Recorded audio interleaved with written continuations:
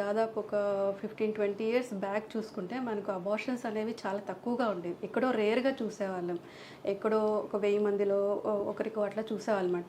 ఇప్పుడు చాలా కామన్ అయిపోయిందనమాట. ఎందుకంటే ఈ హార్మోన్స్ అనేవి అర్లీ ప్రెగ్నెన్సీని సపోర్ట్ చేయట్లేదు. మెయిన్‌గా ఈ హార్మోన్ ఇంబాలెన్స్ అంటే పీసీఓడీ ఉన్న వాళ్ళలో ఈ ప్రెగ్నెన్సీని సపోర్ట్ చేయటానికి హార్మోన్స్ సరిగ్గా ఉండవనమాట. అందుకని బేసిక్‌గా అబార్షన్స్ అనేవి జరుగుతున్నాయన్నమాట. అందుకని మేము ప్రెగ్నెన్సీ రాగానే సెకండ్ మంత్ కానీ, ఆ థర్డ్ మంత్‌లో స్కాన్ తీయించుకోమని చెప్తుంటామనమాట. పిండం గ్రోత్ ఎలా ఉంది? పిండం ఏమైనా గ్రోత్ డిలేగా ఉంటే ప్రెగ్నెన్సీకి సపోర్ట్ ఇవ్వటం, ప్రొజెస్ట్రాన్స్ అని పెడుతుంటామనమాట. అది టాబ్లెట్ రూపంలో కానీ, ఇంజెక్షన్స్ రూపంలో కానీ, ఆర్ వెజినల్ పెసరీస్ రూపంలో కూడా పెడుతుంటామనమాట.